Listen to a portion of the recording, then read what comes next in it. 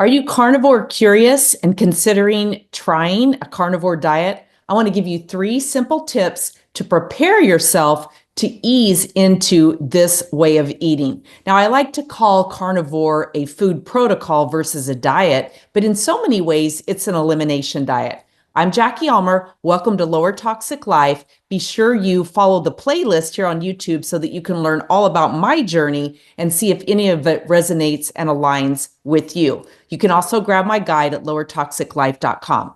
All right, so as of this recording, I'm about 8 months into my carnivore journey. Now, I was one of those people that really felt like that I was a healthy eater, lived a very healthy lifestyle prior to starting carnivore. And so one of the biggest mistakes that I made is that I jumped in with both feet and did a very abrupt switch to my diet.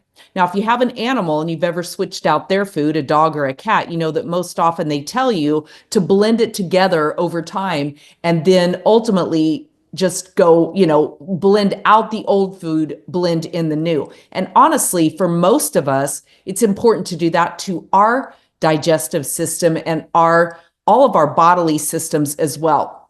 So first and foremost, tip number 1 is take a realistic inventory of where you are in how you've eaten over the last decade or maybe multi-decades. And what I mean by that is, have you been a vegetarian recently or in the past? Were you vegan? What have you most been eating, certainly over the last year, but then over the last decade as well? And the reason I say this is because for me, I had phased out all ultra processed foods, well, most ultra processed foods, seed oils, high fructose corn syrup, sugars, gosh, so many different things, certainly wheat and gluten and all of that. I had eased all of that out of my diet and was really practicing more of a Mediterranean slash keto type diet.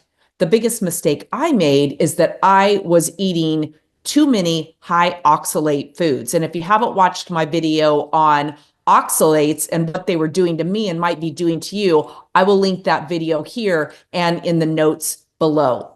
Okay, so take a good inventory. If you have been vegan, I want you to listen very closely to this. You're going to want to definitely ease into this diet slowly. You do not want to go cold turkey because you might absolutely jack your system up and set yourself up for a lot of uncomfortable moments, painful, disruptive, all types of feeling like your system has gone haywire and feeling like carnivore is not going to work for you because of these challenges that your body is going through just adapting to this new way of eating. So take a very honest inventory of how you've been eating. And then again, make sure you watch that video on oxalates and some different things.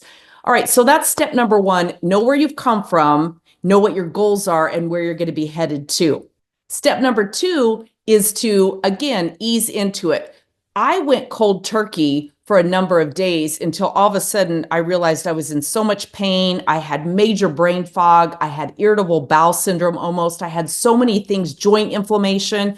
I had, sharp stabbing pains. I had a lot of stuff going on that I didn't quite understand what to do with it. And had I not already been following some of my favorite people like Dr. Ken Berry and other doctors who were on this protocol, had I not had them already as resources and been able to say, why am I experiencing this? Why am I experiencing that? I might have been tempted to think carnivore doesn't work for me or it doesn't work in general. And now I know that's simply not the case. It does work for most people. I'm not going to say all people because we are bio-individual, but it will work for most people if you give it time. You understand the process and you understand and allow for your body to adapt in the way that it's going to. So if I were starting over today, what I would do is I would do day 1, carnivore, okay? Just eat all animal products, day 1. Day 2, I would go back to eating more of a regular diet, but I would make it a low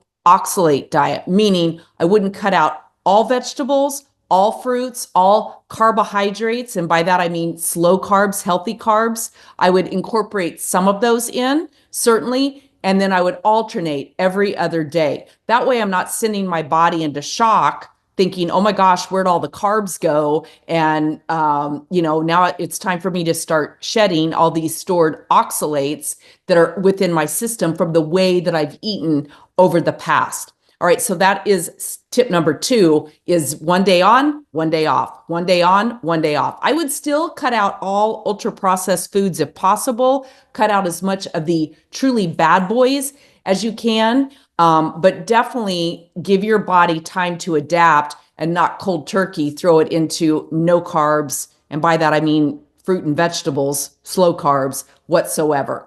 And then tip number 3, I would start incorporating anywhere from a quarter of a cup to a half a cup of fresh squeezed lemon juice in my morning water each day. Now you might be thinking, why lemon juice? Well, here's the biggest thing about that. And the reason I say fresh squeezed is because that's really going to allow you to get the citric acid that's in it into your system. One of the things that the citric acid within lemon juice does is it helps your body break down and detox and release some of those oxalates. Now, what are oxalates? Just quickly, if you haven't watched that video, it is the normal toxins, the natural toxins that occur in plants, seeds, and nuts.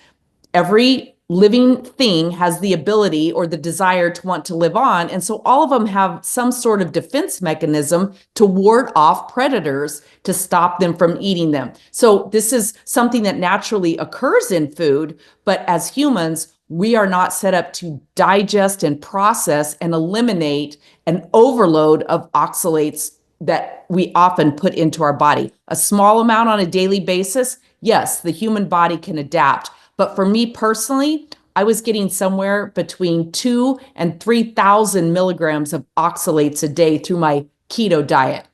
The normal range and what's most promoted as healthy is around a maximum of 200 milligrams a day.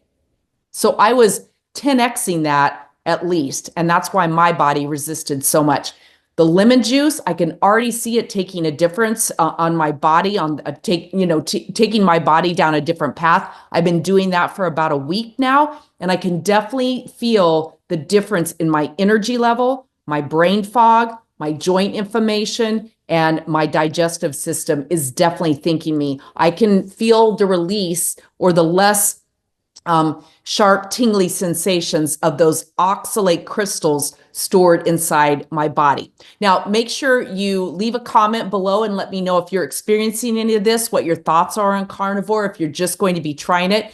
Definitely give this channel a like or give this video a like because that's what helps others find this information. Subscribe.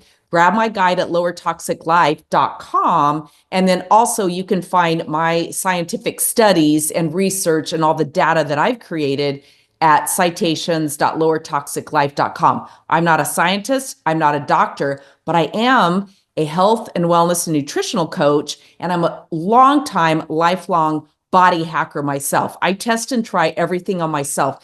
That's why I say none of this is meant to tell you what to do. It's simply to share my own journey with you and see if you might raise your hand and go, oh my gosh, that sounds like me. That's how I've learned so much over time about how to do this right. And the woman that I call my savior is Sally K. Norton, who authored Toxic Superfoods. This is a woman who was vegetarian and vegan for over 30 years. And for over 30 years, she struggled thinking that the healthy diet should be making her better when honestly, it's what was making her sick. Is that going to be your story? I don't know, but it's certainly my story as well. So in an upcoming video, I'm going to share with you how I'm creating my own low oxalate diet and food protocol so that I don't have to give up every single healthy vegetable, fruit, or thing like that, superfood like that I enjoy. Now I'm learning how to regulate that and how to really allow that to work well with my own body. Thanks for being here. Watch the next video coming up on this, and I look forward to hearing your comments.